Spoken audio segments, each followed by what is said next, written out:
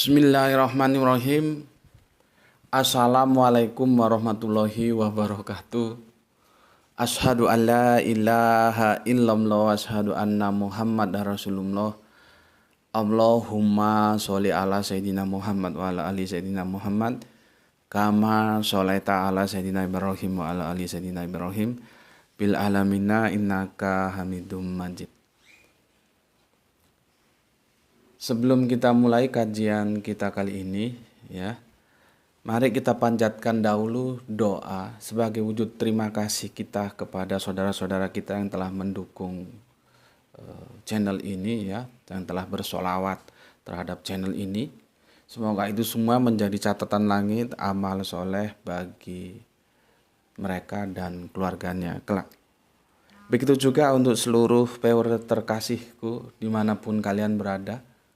Dari mulai Sabang sampai Merauke, dari mulai ujung barat sampai ujung timur, dari yang laki sampai yang perempuan, yang tua sampai yang muda, yang bapak, yang ibu, yang mbak, yang mas.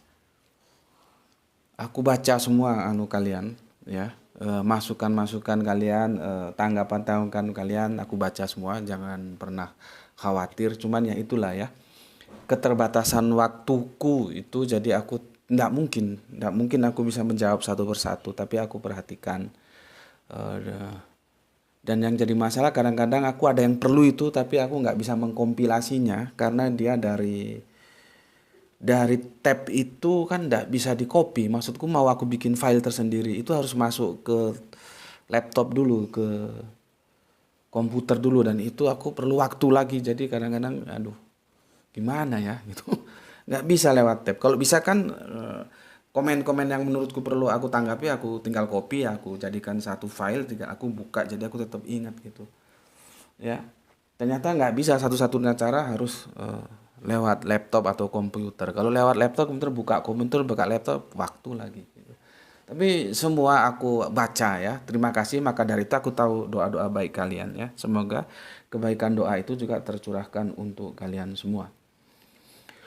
Oke, kali ini aku akan melanjutkan kajian kita, ya, ketaatan kepada Allah, Rasul dan pemimpin, ya. Terus intinya sih aku mau meluruskan penjelasan tentang Ustadz Aha. Aku sudah jelaskan kemarin, gagasan dia aku setuju, aku benar, cuman argumentasinya itu salah dan aku mau luruskan, ya. Jadi aku mengkritisi dan aku memberikan solusi. Tetapi ini nanti akan kita buat runut ya. Dan untuk tajuk yang kali ini supaya dia bisa tersendiri, karena ini bahasanya mungkin menarik juga ya. Tapi tetap dalam ini, karena nanti terkait dengan ini maka nanti judulnya ganti lah ya. Tapi satu playlist, dia satu playlist. Judulnya kita kasih judul mendekonstruksi pemahaman tentang maksum, ya. Jadi maksum bagi Nabi itu sebetulnya dipahami bagaimana sih, gitu ya? Apa itu enaknya? Maksum, gimana itu judulnya ya? Kita dekonstruksi ya, dekonstruksi pemahaman tentang maksum gitu ya. Dekonstruksi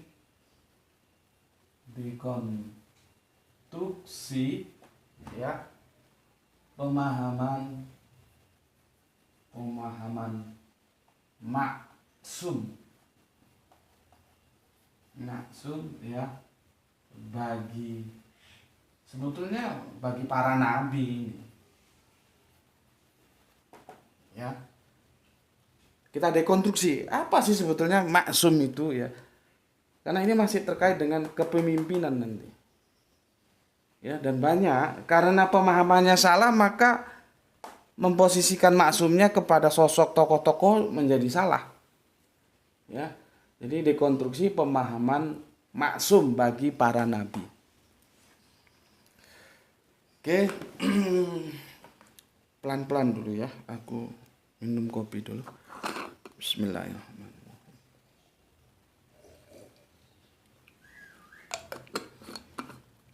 Aku berusaha pelan supaya nanti, kadang-kadang kalau aku buru-buru ada yang terliwat, Setelah usai syuting baru ingat, loh ini kok nggak dijelaskan gitu. Makanya aku berusaha santai aja lah ya.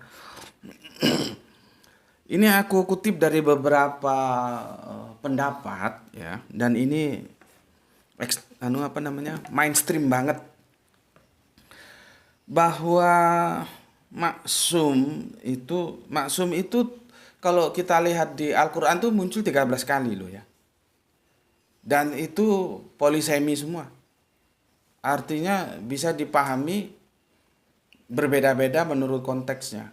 Ya, meskipun teksnya sama maksum. Ya. Ada 13 kali itu. Terus apa sih maksum ini? Ya. Kita kan perlu tahu apa maksum itu. Publik itu mengatakan begini, terjaga dari kesalahan dalam menyampaikan agama. Jadi Nabi itu dipahami sebagai yang tidak pernah salah dalam menyampaikan agama.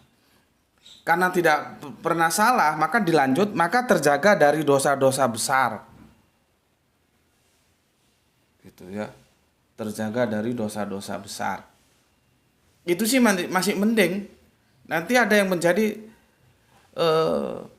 terjaga dari dosa. Jadi dosa kecil pun enggak. Apa begitu? Gimana ini? Bagaimana kedudukannya? Sebelumnya aku mereview sedikit yang kemarin aku sudah bacakan hadisnya, tentang hadis kurma. Itu favorit sekali ya. Itu muktabar, semua orang tahu. Ya. Jadi intinya Kanjeng Nabi itu kan Kanjeng Nabi itu, tapi jangan kamu bilang Kanjeng Nabi nggak tahu Kanjeng Nabi terus gimana gitu. Itu kelemahan Kanjeng Nabi, nggak begitu loh ya. Peristiwa itu harus terjadi karena dia nanti akan menjadi prototipe bagi kehidupan kita. Gitu loh. Dia menjadi prototipe, dia menjadi idol. Maka itu harus dilakoninya peristiwa itu. Tentang hadis-hadis tentang kurma itu, hadis kurma kalau kita bilang biasanya ya. Maka akhirnya Nabi mengambil sebuah kesimpulan, kalau bisa kita simpulkan dari hadis-hadis kurma itu. Nabi kan mengatakan, untuk urusan dunia kamulah lebih tahu, dan untuk urusan agama kamu harus ikut aku. Kan begitu. Ya. Kawin mengawin, putik sari, bunga jantan, itu kan urusan dunia. Ya, silahkan saja. Artinya Nabi itu jujur. Makanya aku bilang tadi, seandainya Kanjeng Nabi masih hidup, jangan kamu tanyai Android. Nggak ngerti Anda, dan itu bukan urusan dia. Mau Android kok, mau apa lagi nih selain Android itu? Mau iOS kok, mau banyak sistem-sistem. Ya kan sekarang ada. Dulu dia itu pionir handphone, zaman handphone masih tulalit ya, belum seperti sekarang. Ya itulah, karena dia tidak mensiasati pasar dan dia terlalu angkuh, dia tidak mau pakai sistem Android. Dia pakai sistem yang lama, akhirnya tergulung dan sekarang nyaris tak terdengar merek handphone itu. Yang dari Finlandia atau dari mana itu. Kan sekarang nyaris nggak terdengar. Lah bisnis kok mau dibikin begitu, ya nggak bisa. Pasar itu adalah raja, pembeli itu raja. Kalau kita tidak mengikuti perkembangan teknologi, ya tergulung seperti itu. Padahal dia dulu rajanya itu. Ya. Dia pakai sistem apa? Dia enggak mau pakai Android itu, pakai apa yang biasa dipakai di laptop itu. Lupa aku, itulah yang kalian paling tahu lah ya. Jadi kalau Nabi dia ditanyain Android ya enggak ngerti gitu ya. Makanya itu sebagai memperjelas, kalau urusan dunia ya kamulah lebih tahu, kalau urusan agama ikut aku. Itu Windows. Aku itu jengkel, mau ngomongnya setengah mampus. Dia bertahan pakai Windows, nggak mau pakai Android. Akhirnya tergilas dan sekarang nggak ada dia mengeluarkan produk-produk handphone. Dimakan sama produsen lain sekarang. Ya. Karena dia bertahan di Windows gitu. Coba mengikuti pasar. Sekarang lagi zamannya Android. Ya sudah, tinggalkan aja. Pakai Android kan lebih, dia bisa menguasai pasar sambil orang, dia pionirnya kok. Makanya kalau kita tidak hati-hati, nah ini berbicara ekonomi jadinya, pasar. Mungkin ada yang ngomong basicnya eksak kok ngomong ekonomi. Iya, karena dulu aku juga meskipun aku eksak tapi di kampus-kampus aku juga kalau ada teman-teman ekonomi seminar atau apa aku sering ikut. Jadi aku ngerti juga dikit-dikit ekonomi. Mensiasati pasar, follower itu kalau nggak disiasati dengan tepat dia bisa membunuh pionir. Ya, kita lihat aja sekarang sabun cuci yang bubukan itu. Dulu kan satu-satunya R itu, tapi karena dia tidak mensiasati followernya itu, dia pionirnya. Sekarang sudah hampir seimbang. Banyak macam-macam sabun cuci bubuk itu jenenge apa sih itu? Heeh. Sing bubuk itu, jenis bubuk itu kan. Itu kan banyak ya. Kamu harus pinter ya kalau bapak tanya ngerti gitu loh. Jangan main game aja. Jadi gitu ya, bagaimana mensiasati bisnis. Aku mau sebut namanya nggak enak karena aku bukan bintang iklannya. Ya, ini sih masukan sampingan kalau kalian pebisnis, misalkan bisnis apa gitu, hati-hati terhadap follower. Kalau nggak kamu siasati follower, follower dapat membunuhmu dan kamu ditinggalkan oleh pasar. Oke, jadi begitu ya. Kemarin sudah aku jelaskan kupas tuntas tentang hadis kurma, urusan dunia itu. Karena kita memang hidup dalam dunia yang terus berkembang. Kanjeng Nabi kan sudah selesai. Kanjeng Nabi wafat sedo itu di di usia 63 tahun di abad ke-7 kan. Sekarang pertumbuhan manusia sesuai peradabannya kan berkembang terus. Iya. Jadi kalau kita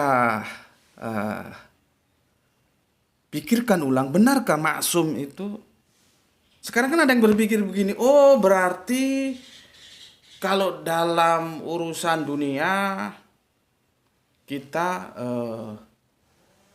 bisa saja melakukan apa yang kita putuskan, tapi tentunya dengan kerangka berpikir ilmiah ya. Contohnya pertanian, nanam kurma dan segala macamnya lah ya. Dan nanti ada peristiwa menarik waktu perang Uhud. Ya. Perang Uhud itu kan aku sudah ceritakan, Nabi musyawarahkan bagaimana strategi kita. Kita tunggu di sini atau kita hadang di depan. Akhirnya sahabat bilang, kita hadang di depan ya Rasulullah. Sebetulnya Rasulullah itu punya perhitungan lebih baik kita tunggu di sini, kita hadang, jangan kita hadang ke depan. Tapi karena keputusan sudah seperti itu dan Kanjeng Nabi sudah tetapkan, oke, kita hadang di depan. Akhirnya di sampai pertengahan jalan entah sahabat itu merasa risih menyelisih Kanjeng Nabi atau karena sadar, oh iya sebetulnya Kanjeng Nabi yang benar. Akhirnya enggak, Rasulullah, baik kita tunggu aja di sini daripada kita hadang di depan. Tapi apa jawaban Rasulullah? Seorang panglima perang ketika sudah pakai baju perang dan sudah duduk di atas kuda dan keputusan sudah diambil, tidak boleh diganggu gugat. Gitu. Ya. Tapi sesuatu yang kita menarik, boleh berselisih terhadap Kanjeng Nabi untuk urusan duniawi seperti itu. Ya. Tapi untuk urusan agama tidak. Lalu pertanyaannya, apakah dalam urusan agama Kanjeng Nabi itu juga mesti benar, tidak pernah salah? Itu yang menarik, ya. Karena publik mengatakan begini, terjaga dari kesalahan dalam menyampaikan agama. Itu maksum, ya. Terus ada lagi mereka yang terjaga dari dosa-dosa besar, maksudnya para nabi. Ya masih lumayan lah kalau mereka terjaga dari dosa-dosa besar. Artinya masih mengakui nabi itu juga punya dosa, tapi dosa kecil. Tapi kan jadi kacau. Dosa kecil sebagai apapun itu pasti dilahirkan dari sebuah kesalahan. Karena itu akan melanggar kesimpulan pertama bahwa terjaga dari kesalahan dalam menyampaikan agama. Lah buktinya dia punya dosa kok meskipun kecil. Kan dosa itu lahir dari sebuah kesalahan. Gimana coba kalau gitu? Ya. Aku tertarik kemarin ada komentar dari rekan kita itu nggak tahu di mana itu, aku ya begitulah, aku mau copy itu nggak bisa caranya, dia harus masuk ke PC atau ke laptop ya. Dia komentar bagus itu. Memang kajian di sini itu tidak kajian ngitung pahala, enggak. Logikanya gampang, ngapain pahala dihitung-hitung orang?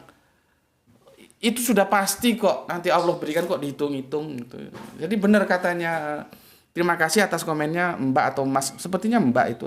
Kalau Mas mohon maaf ya, tapi sepertinya Mbak namanya aku lupa. Kajian di sini kajian bagaimana kita mengaktualisasikan logika kita, rasionalitas kita, seperti yang aku usung, Islam rasionalis. Deterjen, aku kok lupa itu, jangan gitu tuh, kamu harus ingat, bantu bapakmu. Kan dulu kan tahun 70-an sabun deterjen untuk mencuci itu cuma dia satu-satunya. Aku kembali ke sana lagi supaya jelas. Akhirnya setelah dia nggak hati-hati terhadap followernya, sekarang dihadapi dengan banyak follower dan dia tidak bisa menguasai pasar. Sabun deterjen itu kan banyak sekarang pilihannya. Ada ini, ada itu, ada ini. Karena dulu dia nggak hati-hati. Sama dengan produsen handphone yang aku bilang tadi. Dia nggak hati-hati, nggak mengikuti perkembangan zaman. Disikat, habis. Sekarang di pasar nggak ada merek, dia punya merek.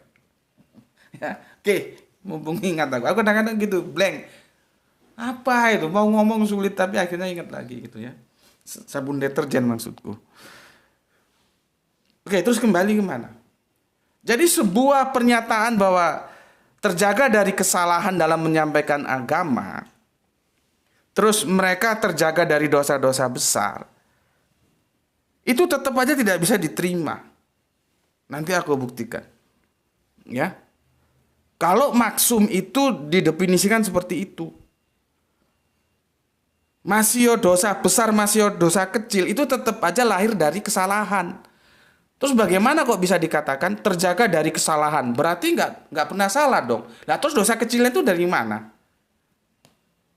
Ya, jadi aku nggak setuju ini. Tapi aku kembali lagi, aku tetap hormati kalau ada yang masih memegang teguh itu. Tapi setidaknya ketika aku telah memberikan sebuah brainwash, cuci otak gitu ya, aku dekonstruksi supaya kalian memahami maksum secara tepat itu, ya enggak apa-apa ditampung saja dulu, nanti kalau kamu sadar, kamu ngerti, oh ternyata begini.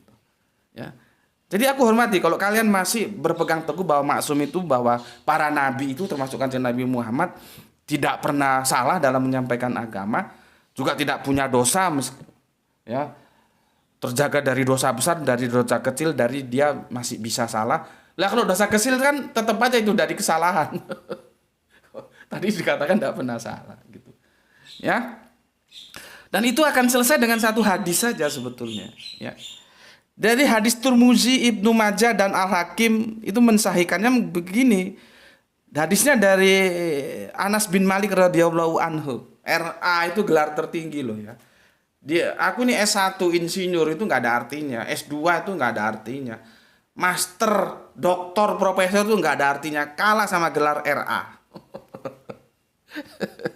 Radhiyallahu anhu itu gelar yang subhanallah ya. Makanya jangan sombong punya gelar profesor sekalipun itu nggak bisa mengalahkan gelar RA ya. Jadi dari Anas bin Malik radhiyallahu anhu ya berkata, Rasulullah ngendikan ya, setiap Bani Adam itu salah. Dan sebaik-baik orang yang berbuat salah adalah mereka yang bertobat. Hadis ini sebetulnya titik beratnya adalah tobat, agar kita bertobat kalau begitu berbuat kesalahan. Tetapi dalam konteks kajian kita dikatakan bahwa setiap Bani Adam itu salah. Artinya siapapun, kanjeng Nabi pun itu salah karena dia Bani Adam, bukan bani-bani yang lain. Jadi hadis ini dia bukan khususiah, dia mujmal, umum, dia meluluh lantakkan semuanya. Siapa saja selama dia Bani Adam itu salah, pernah salah, ya. Dan sebaik orang yang salah itu mereka yang mau bertaubat, taubat kembali, taubat artinya kembali di jalan Allah setelah melakukan kesalahan, nyimpang dikit, kembali lagi. Tapi titik berat kita bukan taubat ya, tapi bahwa Bani Adam itu salah. Ini hadis kanjeng Nabi sendiri. Terus bagaimana akan dikatakan kanjeng Nabi itu tidak pernah salah dalam menyampaikan agama? Ah iya, masa begitu sih? Kalaupun kemarin aku bilang jangan kamu kritik Kanjeng Nabi, ya, jangan kamu salahkan karena dia punya sifat maksum, ya. Kalau urusan dunia itu urusanmu, kalau urusan agama ikut Nabi, terus menjadi pertanyaan, apa iya sih dalam urusan agama Nabi juga tidak pernah salah? Itu menarik untuk kita diskusikan. Bapak ambil air putih. Ya, ini sih. Setengah aja yang panas. Bismillah. Ini kopinya sudah menipis. Untuk Mbak yang memberikan komentar bahwa kajian di sini bukan kajian ngitung-ngitung pahala, itu Mbak ya tanggapanku memang benar dan aku terima kasih atas komennya. Pahala itu nggak usah dihitung, itu sudah otomatis kok, ngapain dihitung. Tapi di sini adalah memberdayakan akal, logik. Jadi beragama itu terutama itu akalnya harus cerdas. Gitu. Makanya yang bodoh-bodoh itu setelah kita ngaji bareng di sini semoga bodohnya hilang. Ya. Semoga tidak lagi jahil. Jahil itu bodoh. Arab jahiliyah itu artinya Arab bodoh. Karena dia tidak tahu agama. Ya. Matur nuwun Mbak atas komentarnya ya. Aku sampai mana tadi? Aku sudah buktikan ya, argumentasi itu runtuh loh. Kalau katanya Nabi itu tidak pernah salah. Ya. Karena Kanjeng Nabi sendiri mengatakan bahwa setiap Bani Adam itu salah dan sebaik-baik orang yang berbuat salah, ya mereka yang mau bertobat. Ya. Jadi sebetulnya kalau di situ aja sudah selesai, sudah runtuh. Seperti kemarin ngomong, kalau Nabi yang mengatakan walaupun dicambuk pantatnya atau apanya itu harus ikut. Kalau salah juga aku ikut. Ya gimana? Ya benar katanya Kang Mas Aha. Kalau salah ya dibenarkan. Kan kasihan pemimpin kita. Kalau salah kita biarin aja. Ya. Masalah diterima atau ditolak itu urusan lain, tapi salah kita benarkan, sampaikan dengan baik. Ini salah Pak, ini salah bos, gitu loh. Jangan salah kok diikuti aja. Ya, kemarin ada yang tanya itu Ustadz Aha, masa aku harus jelaskan, suaranya kan sudah bisa kenal. Orang itu orang top kok, bukan orang biasa, itu orang terkenal itu. Ya. Begitu juga ada yang tanya Habibnya siapa, kan aku sudah jelaskan kemarin. Ya. Kalaupun itu benar Habib, aku juga nggak tahu. Oke, kenapa sih aku jelaskan dulu tentang maksum ini? Karena ini banyak disalah gunakan ya. Doktrin menjadi keliru tentang maksum ini karena coba ditunggangi oleh segelintir, aku katakan oknum saja lah ya. Oleh oknum-oknum yang sedang berkuasa sebagai pemimpin. Dan ini pemimpin itu banyak ya. Bukan hanya pemimpin politis, justru paling ngeri itu di pemimpin teologis. Ya. Bayangkan ketika aku mengkritik, itu memang judulnya ya kebangetan, ya bisa dibilang kebangetan ya. Karena gini, dulu kan itu masih belajar dan aku juga terus terang awam. Jadi aku dulu kalau habis shooting itu file aku kirim ke Surabaya ya, aku paket ke sana. Tentunya ya biaya paket juga pada waktu itu. Ya. Kita paketkan, aku masukkan flashdisk. Aku bilang, aku suruh teman, tolong ini diunggah gitu. Yang bikin thumbnail itu teman. Ya. Yang bikin thumbnail itu teman. Tapi memang ada untungnya, dibikin spektakuler sekali dan namanya disebut jelas. Akhirnya itu berapa banyak jumlahnya itu yang nonton viewernya itu. Ya. Cuman akhirnya banyak yang nyerang aku. Karena apa? Dia punya pengikut. Ya, itu kan aku mengkritik bahwa tidak ada perintah Natal di dalam Al-Quran itu tidak ada. Itu tokoh kita yang menyusun tafsir Al-Misbah itu. Padahal aku bilang, aku sangat hormat kepada beliau. Ya, bukan berarti aku tidak menghormati beliau. Aku menghormati. Apalagi beliau pantas sebagai bapak karena lebih lanjut usianya. Tapi dalam kerangka berpikir akademik tidak boleh kehormatan kita itu justru membiarkan kesalahan dia. Kan gitu. Makanya ketika salah dalam kerangka berpikir akademik itu egaliter. Salah ya salah, benar ya benar. Maka ketika aku menyalahkan dia, tapi kan aku tidak hanya mengkritisi, tapi aku memberikan solusi.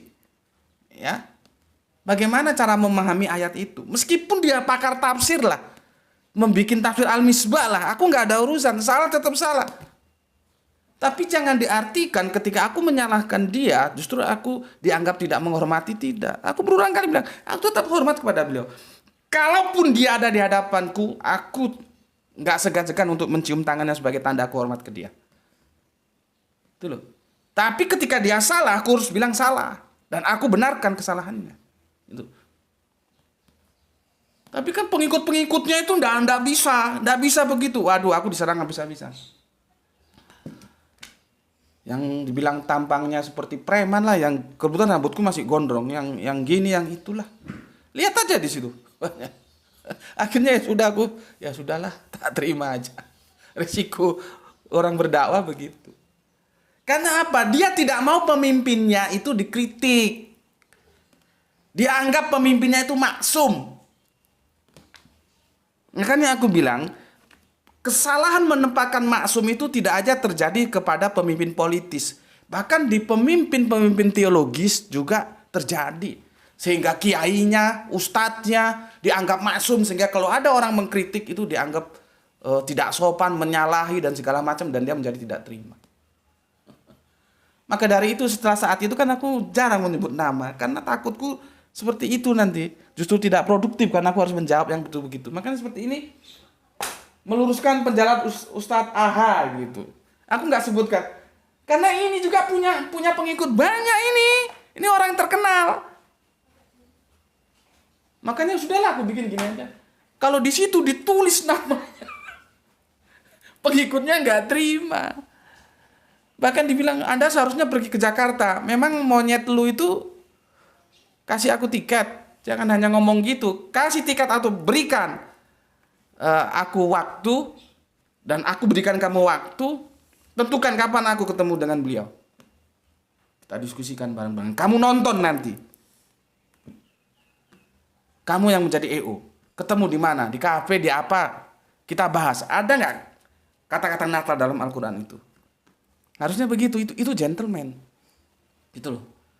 Jangan nyuruh orang ke Jakarta. Daripada untuk ke Jakarta beli tiket, beli untuk beras untuk anak-anak istriku.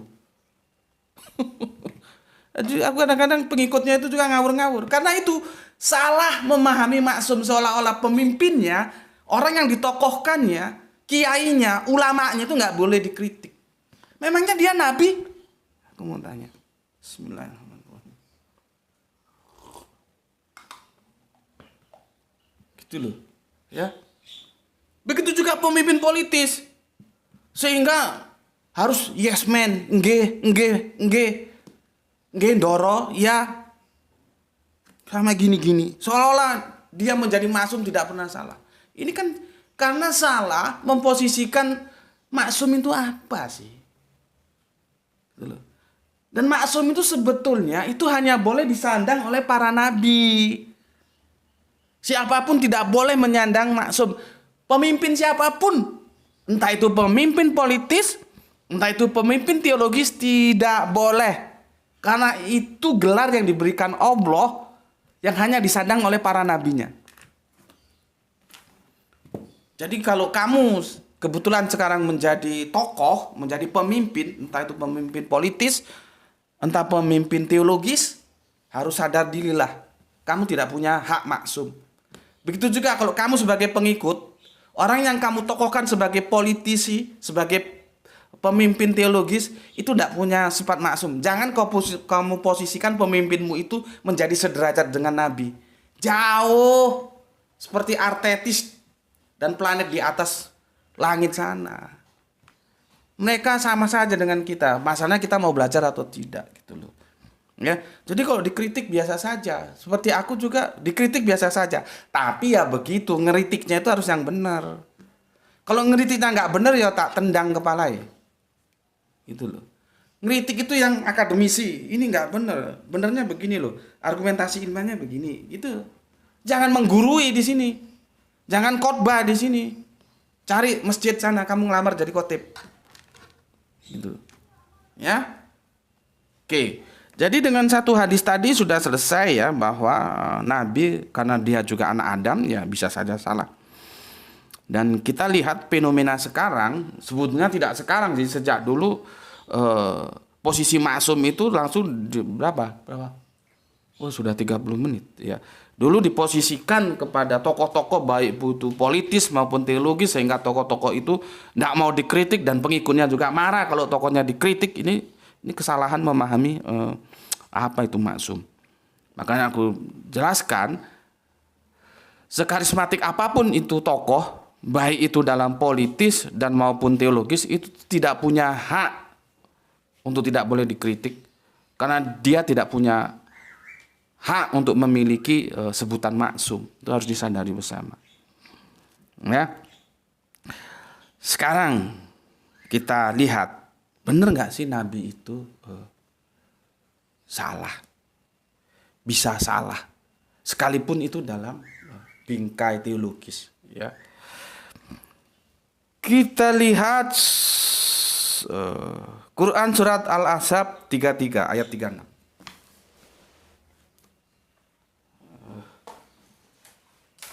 Di sini masih bisa ya? Apa masih silau atau sudah enggak silau udah? Masih silau. Padahal sudah sore. Ini aja ya, yang judulnya tahu kamu. Ini aja.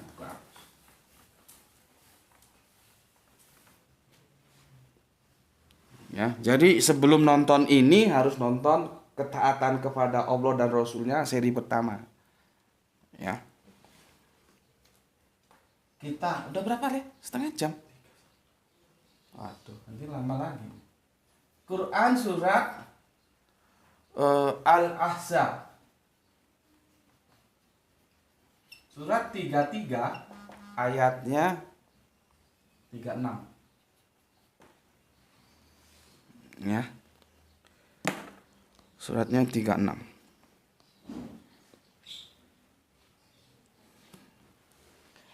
Dan aku langsung aja ya. Dan ingatlah ketika engkau, maksudnya Kanjeng Nabi, berkata kepada orang yang sorry. Ini nanti ya. Ini nanti ya.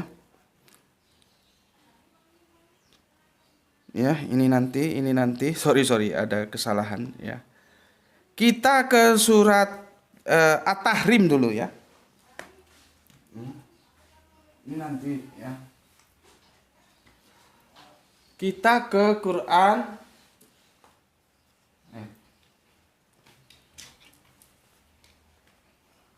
surat Al-Ahzab itu banyak ditanyakan teman-teman Kristen tuh ya. Dan itu menjadi amunisi serangan untuk Nabi. Tapi aku belum pernah menjelaskan ke kalian ya. Dan aku sih belum pernah diundang oleh teman-teman Kristen. Misalkan dalam sebuah diskusi di kampus gitu, bagaimana ini sebetulnya? Ya, sebetulnya menarik itu, nanti kita bicarakan. Kita ke surat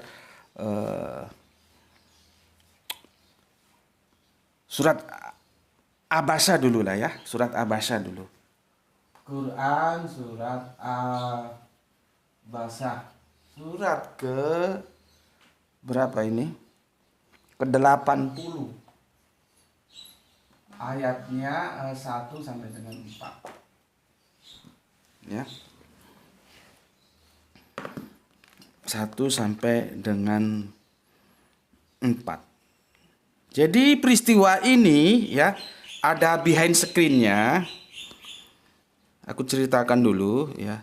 Pada waktu itu Rasulullah sedang memberikan penjelasan gitulah ya, berdakwah gitu kepada elit-elit Mekah ya. Elit-elit Mekah ya, orang-orang topnya lah ya, orang-orang topnya. Jadi ini surat Makkiyah ya. Kepada orang-orang topnya ya. Pemuka-pemuka Quraisy atau geng-gengnya, bos-bosnya gitu ya. Dalam catatan ini ada nama-nama Ubad bin Rabi'ah, ada Saibah bin Rabi'ah juga. Ada ini Abu Jahal bin Hisam. Ada juga kok ini juga ada Al-Abbas bin Abdul Muthalib, apa pamannya Nabi ya, yang kemudian menjadi syahid dalam peperangan itu ya. Makanya harus ekstra ekstra hati karena nama-nama Arab ini banyak yang kembar-kembar ya.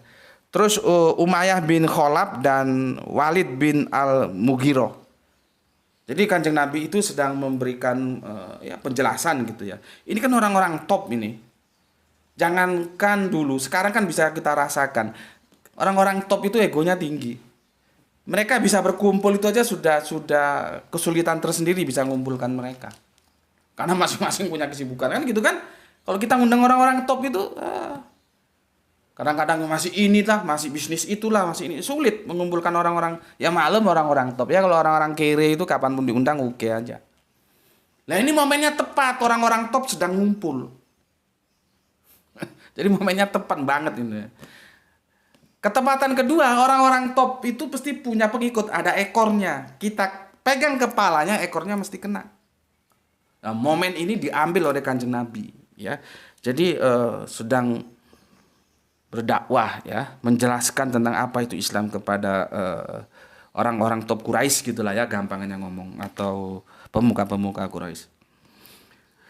Di tengah ngobrol, di tengah memberikan penjelasan, ya mungkin Nabi juga nggak terlalu serius ya supaya nggak kaku gitu ya, dijelaskan, tanya, jelaskan, gitulah ya. Ya mungkin kalau kita sekarang sambil ngopi gitu ya, tidak terlalu serius karena apa? Supaya tidak terlalu kaku gitu ya. Tapi tetap intinya masuk, intinya kena gitu ya. Nabi menjelaskan gitu ya. Tiba-tiba ada Abdullah bin Umi Maktum. Kita tahu ya, Abdullah bin Maktum itu tidak bisa melihat karena ada kebutaan ya. Abdullah ini Umi Maktum ini bilang, "Ajarkanlah aku apa yang telah Allah ajarkan kepadamu." Gitu. Ya Kanjeng Nabi lagi fokus ngadepin elit-elit Quraisy ini. Ya. Dengan seperti tadi itu, ini orang top ini ya harus diutamakan karena implikasinya seperti yang aku sebut tadi itu ya. Jadi momen itu dimanfaatkan oleh Kanjeng Nabi. Tiba-tiba Umi Maktum masuk. Ajarkanlah aku apa yang telah Allah ajarkan kepadamu. Dan itu berulang kali ya, maklumlah Umi Maktum kan nggak bisa ngelihat bahwa Kanjeng Nabi sedang memberikan penjelasan, pencerahan kepada elit-elit Quraisy tadi ya. Dan itu berulang kali ya. Dan Rasulullah tidak mau memutus pembicaraannya, artinya tetap melayani yang sana gitulah kira-kira ya. Sehingga dan beliau itu mungkin gini ya, selamat bermuka masam atau cemberut gitu. Menghadap ke Umi Maktum. Kalau kita mungkin mbok sabar dikit, aku lagi bicara sama orang ini loh. Nah, kira-kira begitulah. Ini anuku ya. Apa namanya?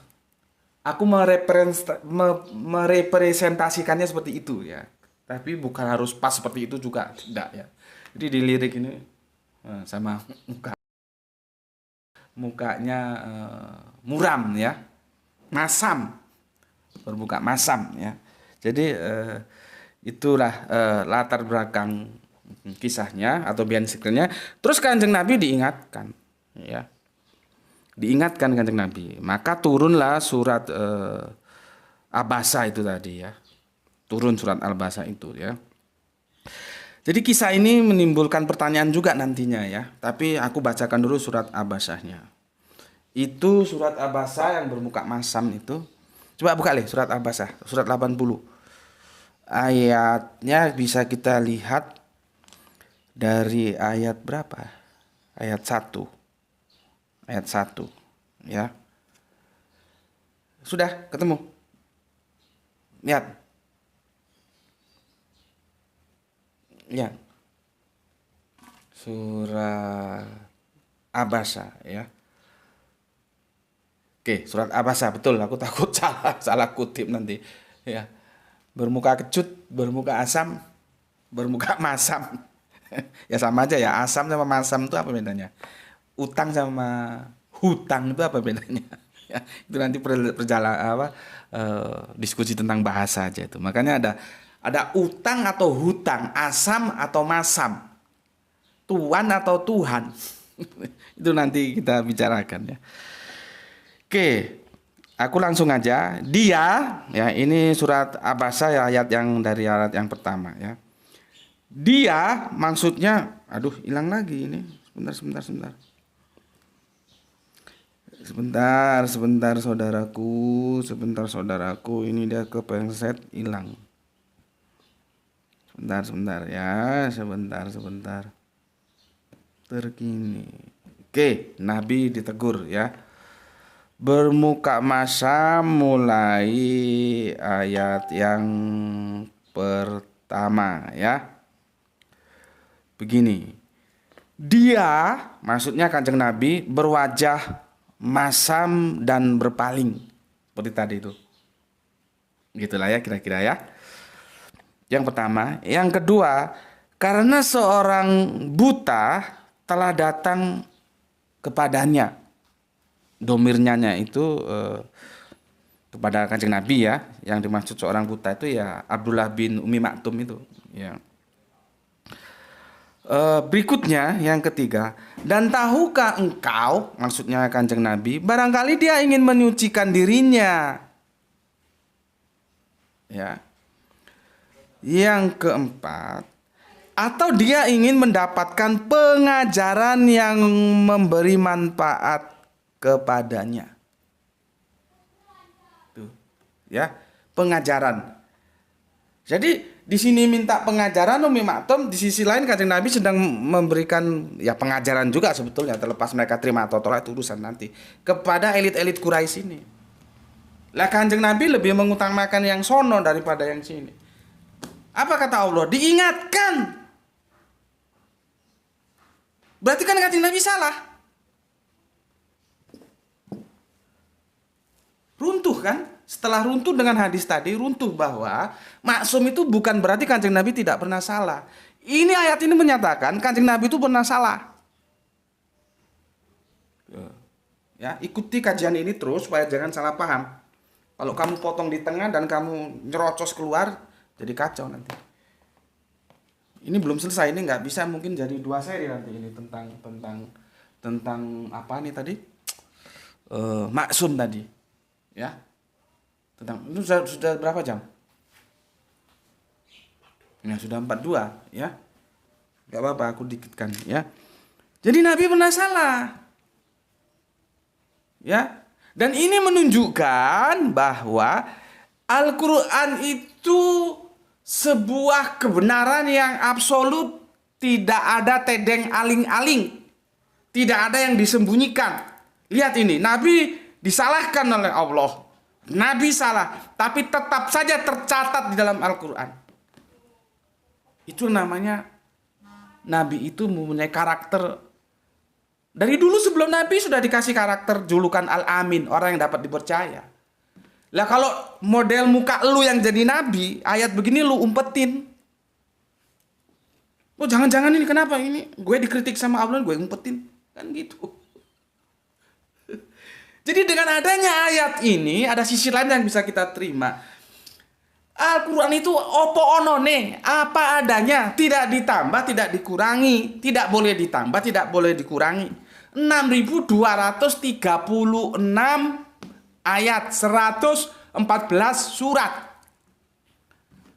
Makanya kemarin ada anjing bilang 300 ayat itu mau dikurangi. Iya kalau kitab dia mau dikurangi itu ya terserah lah.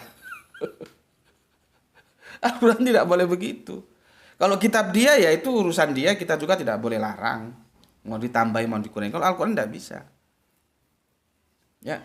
Opo onone seperti itu. Ketika ayat surat ini diturunkan, Nabi tidak langsung ayat ini jangan atau diumpetin sehingga sahabat tidak tahu bahwa dia sedang ditegur oleh Allah gitu. Jangan-jangan nanti sahabatku tahu. Enggak, tetap aja disampaikan ke para sahabat. Dan itu terkodifikasi sampai sekarang. Lihat surat Abasa itu, ada. Ya. Jadi ini semakin meyakinkan kita bahwa Al-Qur'an iku apa onone? Ono ning ngono ya ngono, nggak ditambahi, nggak dikurangi, apa adanya. Meskipun ini surat mengkritik Kanjeng Nabi, tetap saja Kanjeng Nabi tampilkan. Bukan terus diumpetin. Ya kalau nabinya mau kayak lu. Ini sebelum jadi nabi sudah mendapat gelar Al-Amin, orang yang dapat dipercaya. Kemudian ada lagi syarat-syarat nabi itu apa? Sidik, amanah, patonah, tablik. Dari sidik kita tahu, dari amanah kita tahu. Tidak mungkin Nabi berkhianat. Itu loh. Bismillah. Habis kopinya, Le. Ini taruh sana nih. Ya. Oke. Jadi surat Abasa itu menunjukkan Nabi itu pernah salah. Ya, jadi jangan ngomong maksum itu Nabi itu enggak pernah salah, ya. Aku lanjutkan satu surat aja ya, di sini aja ya. Ada nanti surat lain, tapi itu kita lanjutkan di besok, karena kalau aku sampaikan semua nanti aku diprotes lagi. Dan aku mohon maaf kalau terlalu panjang, ya bagaimana lagi, nggak bisa 30 menit ini. Ya. Oke.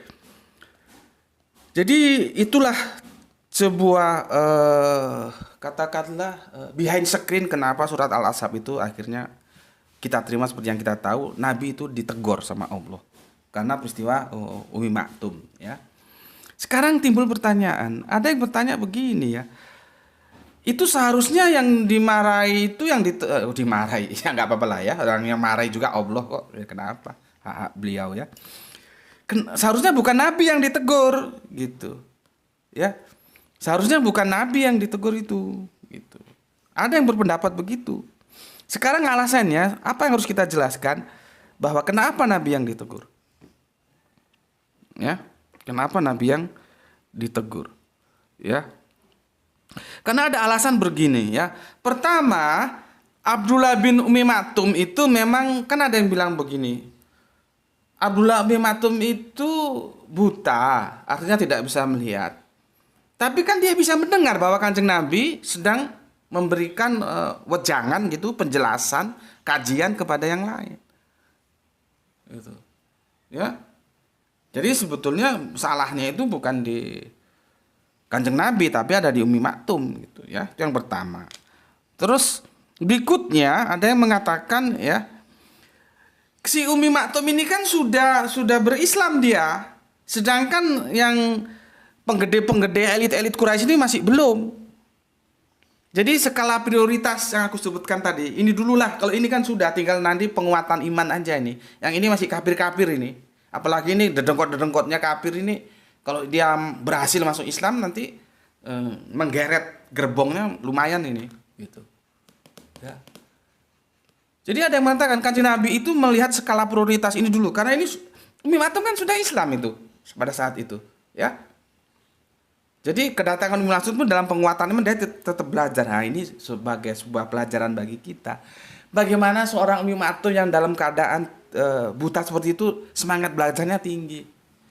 Dia sudah Islam tapi masih terus belajar Islam. Lah dapurmu kalau disuruh belajar sulitnya minta ampun. Maunya nonton yang video-video sampah. Seperti kemarin aku sudah gambarkan, ada bapak kita yang usianya sudah lanjut 67 tahun masih mau belajar di channel kita ini. Jadi kemarin sudah aku jelaskan bagaimana semangat belajarnya bapak kita yang sudah 67 tahun ini. Bagaimana Umi Maktum yang keadaan buta ini. Semangat belajar itu tumbuh terus. Makanya dia cari Kanjeng Nabi. Cuman kan Kanjeng Nabi mencari skala prioritas. Kalau ini sudah Islam nih nanti tinggal penguatan aja. Ini loh yang belum ini gitu. Jadi seharusnya ada yang berpendapat Kanjeng Nabi sebetulnya tidak salah pada saat itu. Itu alasan kedua. Alasan ketiga, ya, tapi alasan ketiga ini masih bisa didiskusikan atau masih bisa dibantah. Adanya penjelasan dalam surat, kalau langsung ke bapak justru gelap Le. Kamu atur yang baik caranya. Lampunya itu. Kamu harus ngerti, jangan asal sinar aja justru gelap nanti. Ya, aku lanjutkan. Ini hujan jadi pakai lampu. Ya.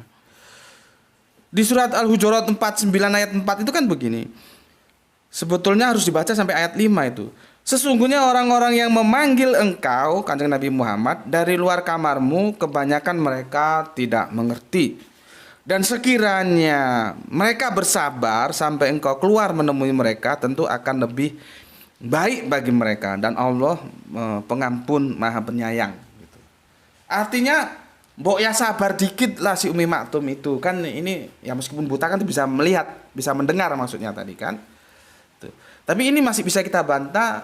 Kira-kira pada saat peristiwa itu surat surat Al-Hujarat 49 sampai 4 itu sudah turun belum? Kan begitu ya. Tapi anggaplah sudah turun. Anggaplah sudah turun. Jadi dari ketiga argumentasi itu ada yang berpendapat seharusnya bukan Kanjeng Nabi yang dipersalahkan, tetapi Umi Maktum gitu. Sekarang kita bagaimana cara menjelaskannya ini gitu loh. Ya. Masa Allah salah menyalahkan seharusnya Allah itu menyalahkan Umi Maktum dengan alasan yang tadi itu kan. Kenapa Rasulnya yang disalahkan gitu. Maka kita jawab, inilah sebuah kebijaksanaan gitu ya. Sebuah kebijaksanaan bahwa kebenaran itu tidak harus dipertahankan sebagaimana dia harus dipertahankan, tapi kita melihat implikasi lain yang itu jauh lebih baik. Ya. Jauh lebih baik. Dari sini kita belajar. Jadi Allah itu tidak salah kalau Allah menegur Kanjeng Nabi pada waktu itu. Aku ulangi ya. Dari kasus ini kita bisa belajar sebuah wise atau kebijaksanaan atau wisdom ya, apalagi istilahnya ya. Seperti itu. Kanjeng Nabi kan nggak boleh ketika para munafik-munafik itu mau dibunuh. Jangan. Kenapa? Nanti orang ngatakan Muhammad membunuh sahabatnya. Jangan. Kenapa? Ya itulah, menghadapi munafik itu repot. Dibilang Islam enggak, kafir enggak, kadang ke Islam, kadang ke kafir. Kalau kafir, nah itu sudah jelas. Enak. Ya. Jadi Kanjeng Nabi wisdom, dia ada kebijaksanaan, ya. Suatu kearifan, ya. Jangan, karena nanti implikasinya seperti tadi itu. Muhammad membunuh sahabatnya, tambah rusak lagi nanti. Itu menjadi amunisi bagi mereka. Ya, untuk menyerang Islam. Paham ya? Maka kasus ini juga sama. Ada kebijaksanaan ya yang harus dikeluarkan. Artinya apa? Kebenaran itu tidak harus dipertahankan ketika kita ada hal-hal lain yang harus kita perhitungkan. Mungkin penjelasanku agak sulit ya. Gimana aku bisa menjelaskannya? Beginilah. Itu di Facebook itu ada gambar. Kalau di Facebook itu biasanya gambar ini ada orang naik mobil, terus ada di tengahnya itu ada sapi atau banteng gitu ya. Apakah sapi itu harus mau ditumbur aja? Meskipun ini benar ya. Meskipun si supir ini benar. Kan tidak toh, harus dihindari gitu toh. Atau kalau itu terlalu sulit penggambarannya gini aja lah. Ketika kamu naik sepeda motor ya, kita kan naik sepeda motor ya, atau kalau kalian punya mobil naik mobil ya. Secara undang-undang lalu lintas atau hukum di lalu lintas, kamu sudah benar. Jalurmu itu benar, nggak salah, benar. Kamu menempuh jalurmu itu benar. Kan ada 2 jalur ini, kamu sudah di jalur kiri. Sementara dari depan sana ada katakanlah kontainer gitu ya, atau truk atau bus. Dia melanggar jalurmu, dia karena nikung, dia terlalu ngebut sehingga jalurmu itu dimakan oleh dia masuk ke dalam jalurmu. Pertanyaanku, kamu menghindar atau tetap mempertahankan karena kamu benar sehingga terjadi tuburukan? Mungkin itu bisa menjelaskan ke kalian bagaimana bahwa kebenaran itu tidak harus dipertahankan ketika ada kepentingan lain yang harus diperhitungkan, gitu loh. Itu untuk menjawab bagi mereka yang menyoalkan bahwa seharusnya Umi Maktum itu yang dipersalahkan. Ya enggak lah ya. Allah itu sudah maha segalanya ya. Ada perhitungan-perhitungan lain yang harus diambil, dan Allah Dalam kasus ini juga mengajarkan kita seperti itu. Jadi tidak bisa karena kebenaran kamu membabi buta, sudah babi buta lagi. Pokoknya ini kan jalan gue bener. Apa aja gue terjang. Ya tabrakan kok naruh sepur, naruh truk, naruh kontainer. Ya, kira-kira begitu. Oke. Nah, selanjutnya ya. Setelah peristiwa itu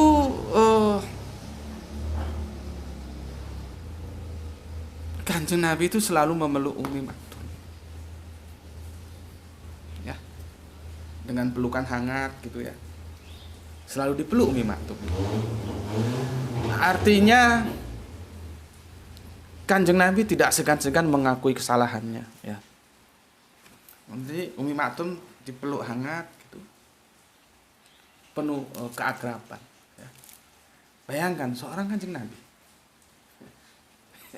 Ya. Jadi peristiwa yang lalu itu tetap diterima oleh Kanjeng Nabi. Dia salah ya. Dan Allah telah menyalahkan dia ya. Sehingga turun surat Abasa itu ya. Tapi walaupun demikian Kanjeng Nabi tetap memposisikan Umi Maktum ya sebagai sahabat yang baik, lalu dipeluknya dengan kehangatan, dengan keakraban. Bahkan setelah ke Madinah, sahabat Umi Maktum itu ditugaskan oleh Kanjeng Nabi untuk membantu sahabat Bilal. Nah, sebentar lagi kita puasa. Khususnya membantu tentang adzan. Jadi kalau adzan pertama itu adzannya orang sahur, itu Bilal. Setelah nanti adzan kedua itu adzan itu oleh Umi Maktum sebagai petunjuk orang-orang sudah tidak boleh lagi makan-makan, minum-minum, sesuatu yang membatalkan puasa secara syar'i harus ditinggalkan. Dari peristiwa ini kita tahu bahwa ternyata dalam bulan puasa itu adzan 2 kali. Tapi kalau sekarang kita adzan 2 kali, geger itu. Iki adzan opo iki? Karena apa? Makanya itu wawasan itu perlu dikembangkan dengan cara banyak membaca. Aku pun tidak tahu peristiwa ini kalau tidak membaca. Ternyata dalam puasa itu adzannya 2 kali. Adzan pertama oleh Bilal itu menunjukkan waktunya orang makan sahur.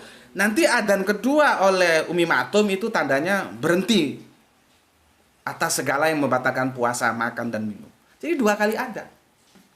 Itu di Madinah. Jadi Kanjeng Nabi tetap memposisikan Umi Maktum, enggak terus lu gara-gara lu gue disalahkan Allah, enggak begitu. Justru dipeluk dengan kehangatan. Ya. Dan akhirnya ceritanya itu Umi Maktum itu menjadi syahid ya ketika kita perang melawan Rum di Irak atau di mana itu, dia bilang jadikan aku panji.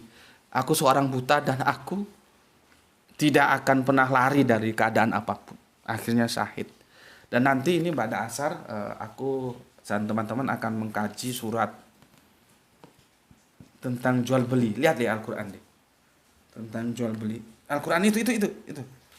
Ya. Tentang jual beli. Aku lupa ayatnya berapa nanti pada asar ya. Makanya aku persiapkan ya. Surat At-Taubah 111 ya. Nanti ini pada asar kami mengkaji ini. Sesungguhnya Allah telah membeli dari orang-orang mukmin diri dan harta mereka dengan memberikan surga untuk mereka. Jadi sudah dibeli sama Allah. Ini namanya jual beli, berdagang dengan Allah. Mereka berperang pada jalan Allah, lalu mereka membunuh atau terbunuh. Ia telah menjadi atau janji yang benar dari Allah di dalam Torah, Injil, dan Al-Quran. Ya. Dan siapakah yang lebih menepati janjinya selain daripada Allah? Maka bergembiralah dengan jual beli yang telah kamu lakukan itu, dan itulah kemenangan yang besar. Coba. Ini jual beli kepada Allah begitu. Ya. Allah telah membeli ya. Kita semua orang-orang mukmin ya. Diri dan harta, jiwa dan raga dan harta. Ini nanti kami kaji pada asar ini kami ngaji bareng di Omah Haji Ojo Gelo ya. Umi Maktum melakukan itu. Akhirnya dia syahid dalam peperangan itu. Ya. Jadi jangan kamu pikir peperangan terus membela Dinullah terus mesti hidup gitu, enggak. Ya semua natural, mati ya mati, kena tombak ya mati. Pada waktu itu belum ada AK-47, belum ada M16. Ya, Umi Maktum setelah syahid membela Dinullah, ya, di bawah asuhan Kanjeng Nabi Muhammad, ya. Jadi meskipun seperti itu peristiwanya, tetap aja dipeluk akrab. Nggak ada dendam. Kanjeng Nabi itu tidak punya dendam. Ya. Nggak terus merasa gimana gitu, enggak, ya. Itu sementara yang bisa aku sampaikan tentang maksum itu bagaimana dipahaminya, ya.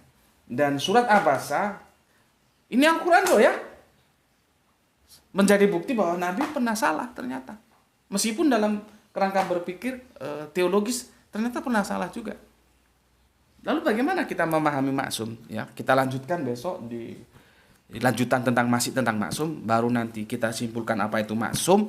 Baru nanti kita kembali ke ini. Ya, tapi ini tetap dalam satu playlist ya tuh, ya. Jadi nanti kalian gampang carinya. Itu dulu dari aku dan sampai ketemu besok. Bismillahirrahmanirrahim. Alhamdulillahirabbil alamin. Ngapunten kalau terlalu panjang. Beberapa hari ini panjang-panjang ya, 1 jaman. Matur nuwun. Bismillahirrahmanirrahim. Alhamdulillahirabbil alamin.